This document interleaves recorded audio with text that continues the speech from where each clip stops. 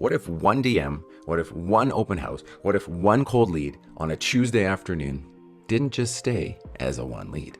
What if it became the spark for 2, 3, 4 or more? And then a whole wave of momentum came from this one lead. And that's the Avalanche mindset. See, this is not about predictability. It's not about waiting for relationships to cure and relying on listings, which we've talked about. It's different. It's about momentum wherever and whenever it shows up. And today I'm going to show you how we can go and build an Avalanche Agent avatar that can create sparks into waves in our real estate business.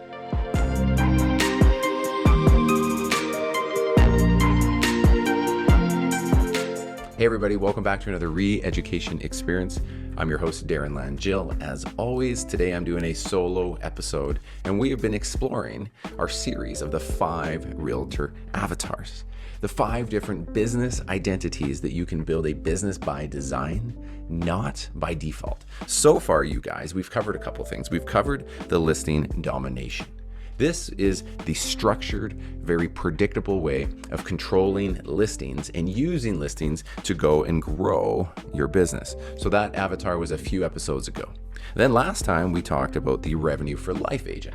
And this is the relationship-driven way of building your real estate career off of your sphere, the growing sphere, and clients that get to experience your service. These are the 2 that we've covered. And I think some of you have already reached out to me to say, that is the permission I needed to just play in that sandbox. So that's exactly what I'm trying to do. Now we're going to dive into something different. We're going to dive into the 3rd one called the Avalanche Agent. This one is different.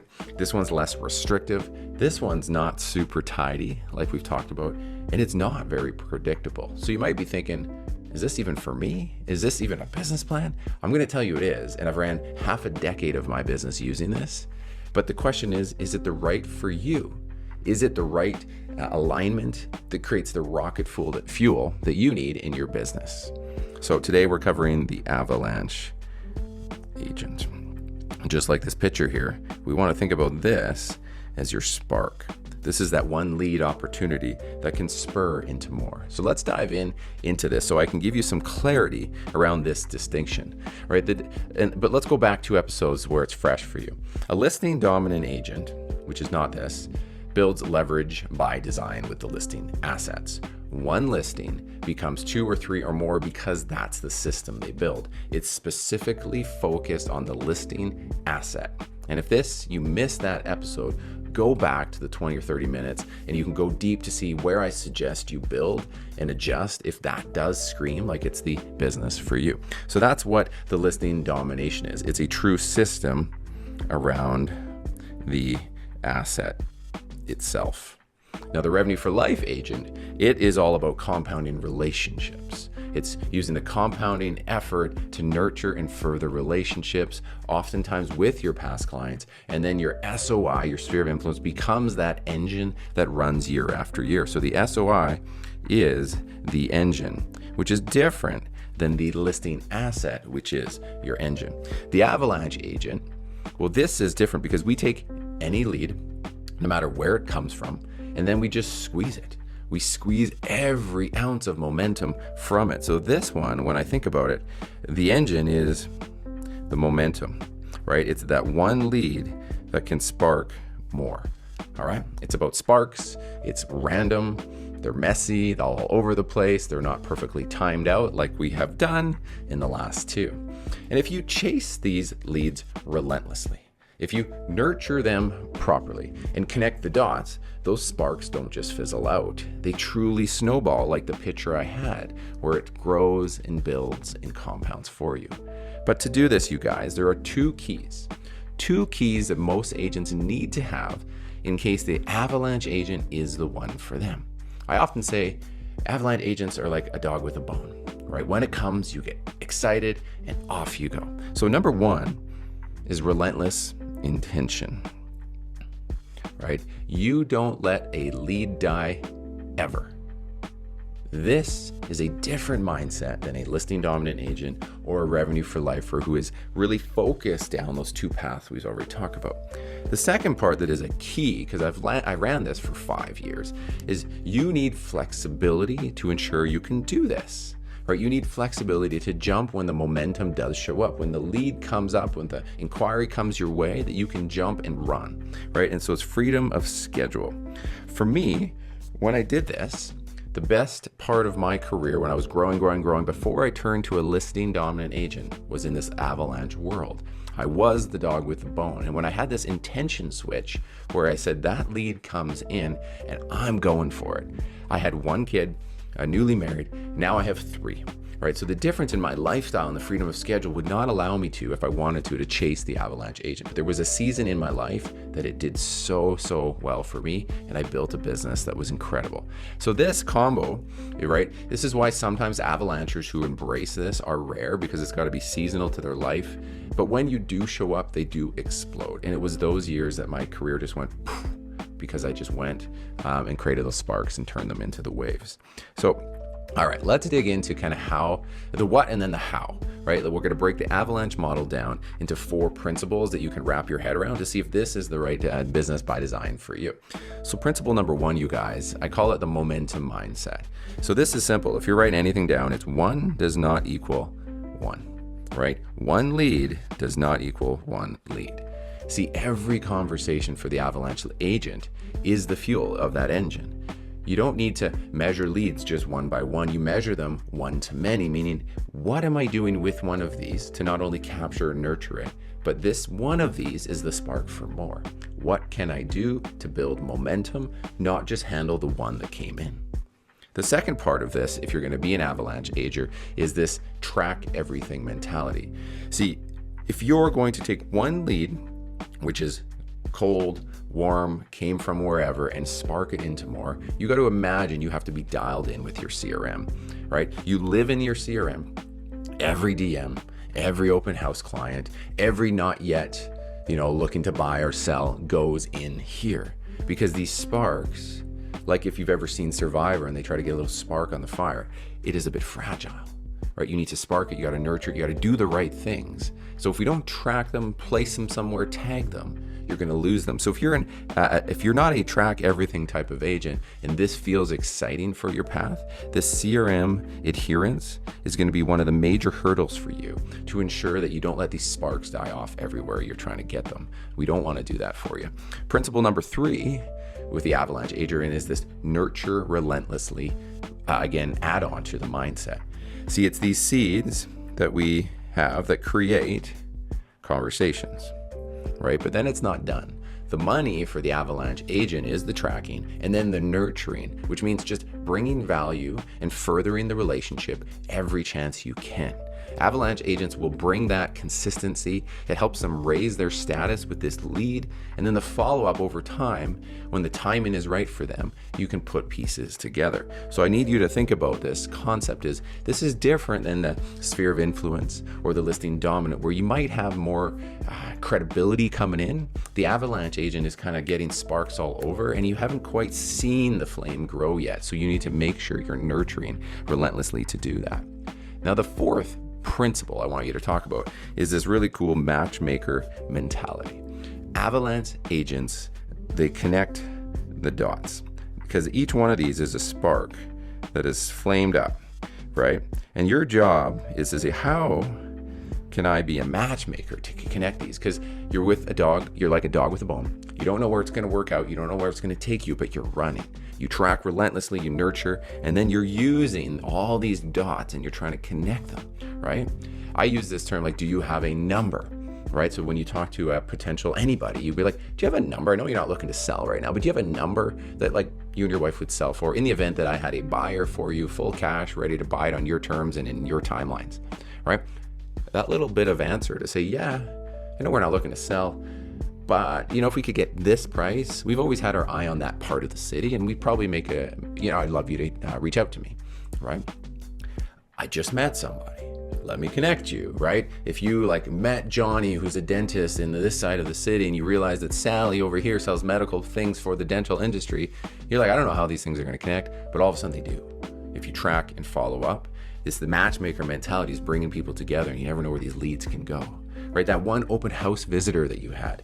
They're perfect for a listing that you might have is off market, or if you're talking with a cohort of folks that have off markets or upcoming soons, this one open house visitor, if you track it relentlessly, if you pull out the right information, you can connect the dots. And this is the mentality, right? They make matches happen over and over and over until the spark catches true fire and you put deals together. So that is the neat, cool thing about an Avalanche agent, that when they're tuned in and their radio frequency is set to Avalancher, you start to listen differently, you start to track differently, you start to matchmake more, and it's actually really fun.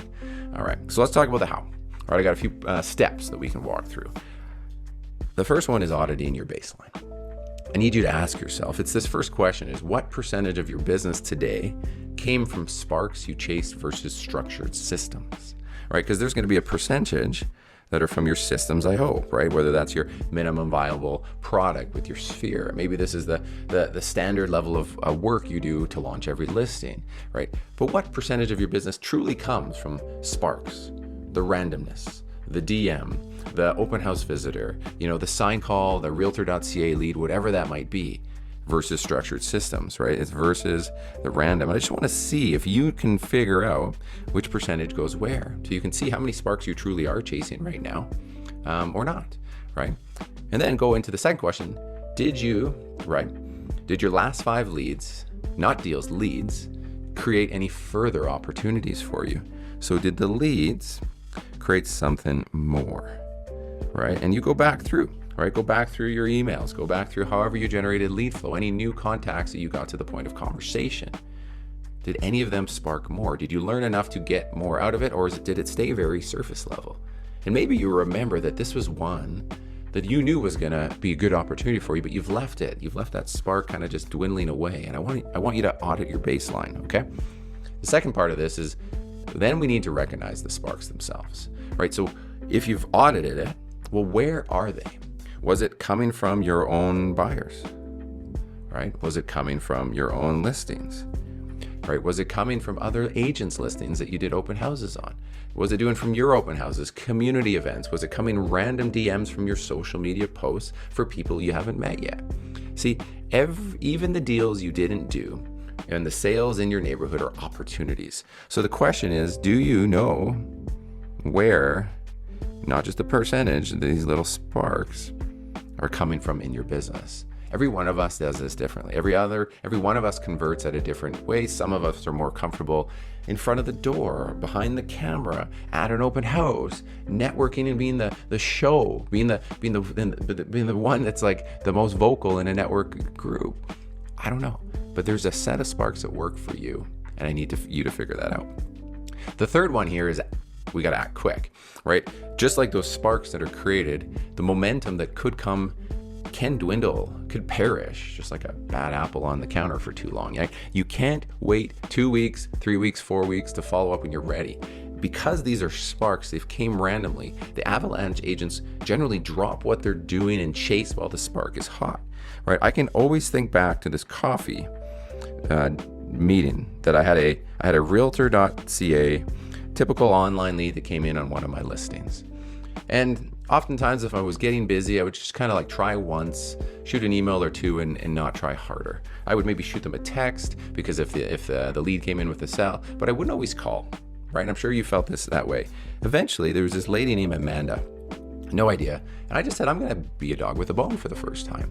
And I went hard, texted, voice texted, phone called, and eventually Amanda said yes to meeting at Starbucks on the east side of the city. And she wasn't fully sure about me because she had called in lead. She came in cold off the website. She ended up having her husband check in on her 10 minutes into the meeting just to make sure things were okay and I wasn't some creepo. And the reality is Amanda turned into a client, right? Amanda ended up buying a second property with me. She ended up buying a third investment with one of my team agents. She became part of my sphere. I remember going to many events with them, and they've been referral sources for us along the journey. All because that intention, all because I acted fast and I went harder. And this is one of those things that you can probably think about, all those opportunities that you knew you should have chased more that came in randomly that you just let the spark die. Well, the Avalanche agent knows that this is the fuel for their engine, all right? The fourth one is the nurture long-term concept, right? Not every spark will pop instantly, even if I nurtured hard. That Amanda might not have surfaced right away, but we need that long-term mentality, just like we have with our spheres, which we know if they bought with us, they're going to buy 5 to 10 years from now. But yet we follow up for 5 or 10 years. We write email newsletters, we put them on our social media, we put them on the anniversary cards, but they're 5, 10 years away, right? So what about a long-term mentality for those that sparks we create? Avalanche agents nurture like crazy. They don't know when the flame's going to kick in. Right, so it's consistent follow-ups, it's value-first touch points, and it's just long-term CRM management. And then the fifth one, of course, if we've done those 3 things, is connecting the dots. And the connecting the dots is finding the ways for which you like to connect, right? And you're going to have different scripts, right? I just shared that, do you have a number message, right? If Johnny has a number and then I know Sally's looking to buy, and there's like their later buyers and they're maybe one-day sellers. But what is the messaging that I would use to capture the, do you have a number, right? What is the messaging that I would have to make sure I can reach out without pissing them off on the other side, right? This matchmaking, it has to be creative and it has to work for you. And the reality is you only need 2 or 3 messages that work for you, that become scripts that you can roll off the tip of your tongue, that even if you are in front of 50 people at a networking, at a hockey game for your kids, that it doesn't feel salesy. The do you have a number one was for me, right? I have a buyer is another one that you could use as well. So those are some things that I want you to think about. When you are avalanching, you're going to have a set message. You need to own it. All right. Okay. I'm not sure how this is landing for you, if you're feeling like this is the one for you, but oftentimes when I walk people through this, a lot of questions come up. And one of them is that momentum is just luck, Darren. You can't manufacture it. But in truth, the momentum, when you see an agent go from 0 to hero pretty quickly, oftentimes they're an avalancher. They are like a dog with a bone, and they are connecting the dots, and they are happily going off of this momentum. The snowball is building, right? They're chasing the sparks. They're disciplined to the randomness, if that makes any sense. And momentum becomes built. So that is the truth. Momentum is luck, is a complete myth. Second one is that buyers don't create listings. And I know a lot of people want listing-based businesses, but the truth is every buyer is huge leverage for us. They can open doors to sellers. I said that I have a buyer, to neighbors around when you brought a piece of business or not, and referrals. So buyers don't create listings is completely a myth. They're actually the gateway drug to listings if you do it right. So buyers don't create listings, complete myth. The third one is one lead is just one lead. And of course, 1 equals 1 is not the mentality of the Avalanche. 1 equals 1 might be the mentality for the Revenue for Life agent because they're surrounding their sphere. They're not trying to craft and create cold lead flow off of the sphere-based business. They're just making sure that they're loving on their people. So the truth is, 1 lead is 1 lead if you just intentionally stop and you don't act as if you're the dog with the bone. Avalanche agents ask, who else, where else, what's next? And can I squeeze a little bit more out of this? So 1 lead is just 1 lead. Again, no. But again, without that intention, it stays that way. That's those golden nugget of opportunities that are left around every lead or closing that many people don't pick up and then grow. All right. Okay. What would be some I want you to think about this. What businesses have you worked with, seen, have this kind of avalanche mentality? And a few of them that I've thought about in preparing for this podcast came to mind. Well, one of them is dating apps, right? One match with somebody introduces you to a whole new circle. One match introduces you to this concept that there's more people out there for me. So then those people are out matchmaking and looking for that fit, right? Avalanche agents see every lead as a door into a new network. Avalanche agents see it like a dating app where one match is an opportunity to meet more people like that, right? Uber, right? As it grew, one rider, right, attracts the driver. One driver attracts more riders, and these sparks create scale, and over time, both grow. The users, those of us who need the cab, and those drivers who need to fill the demand. And it grows. It's like a flywheel. It's like Amazon's flywheel, where one sale that worked came on time, more buyers, we come back, more sellers looking to sell their things, prices come down because volumes grow, more momentum can be created. One spark creates a flywheel, and now Amazon has got the most giant flywheel of its all. So I guess the one that comes to mind that bugs me the most right now is Spotify. because my daughter uses my account on our phone when we're driving around, and she likes Tate McRae right now. So guess what? My entire playlist is getting suggested elements from Tate McRae, Taylor Swift, and all these things. It's starting to blur out my Discover Weekly that if you're a Spotify agent, right? Avalanche is the same, right? One lead can unlock dozens more of people like that, right? If someone was connected and you build that relationship, you connect the dots, you bring the value, you're opening the door to more people like this that we're okay with getting this somewhat cold referral and are probably liking the service offering you're providing. So guys, as we wrap up this podcast, I want you to think about this. Imagine this. You never let a lead die. Never let a lead die. Every DM, every cold inquiry, every open house visitor, we track it, you tag it, you nurture it, you further it, and you connect it with value to create multiples over time. So you're not just doing a deal, you're chasing the sparks, and over time these sparks, you're just blowing, you're growing them, and they turn into waves of momentum for your business. So if I were to give you a challenge on this, for one, is to understand, is this for me? Do I have the freedom of schedule, and can I flip this intention on? Because before I made that distinction with Amanda, I would just let those leads go. I just barely tried. And then one day I looked around and maybe I probably felt like a little commission breath, to be honest. And I felt like maybe I didn't have enough pending or deals on the go. And I said, I'm not letting these things die. And off I went. So consider this. Audit your last 10 deals. Leads, not deals. Did you track and nurture them fully? Are they still sitting randomly in your notepad or your phones and your DMs and your voicemails? Very likely that's where they're sitting. And have they even created any further opportunities yet? But if they're still sitting in these random spots, it's very likely you haven't even had that chance to do it. So that's the first one. Audit your last 10 leads. Did you track them? Are they in a place? Are you nurturing them? And then, is there more opportunities from it? Then, number 2 would be just picking one Avalanche technique, right? Or a tactic, this week. Maybe it is I have a buyer. I do have a buyer, and can I avalanche that to a series of conversations with sellers in an area, all right? I just sold, right? Could you go create the leads from it? Or are you simply calling back every maybe later lead that came your way that felt like it was going nowhere and add them into your CRM? Why not do one of these 3 things? Because this, you guys, isn't about structure like the listing dominant agent. It's not about relationships like the revenue for life only. This is about chasing and building the sparks until they become that one that kicks off the avalanche and creates a momentum machine for your business. So if you guys want more, I've created a worksheet, again, like I have from all of these podcasts. It's inside of Rome. All right, so you just got to go to reeducation.school.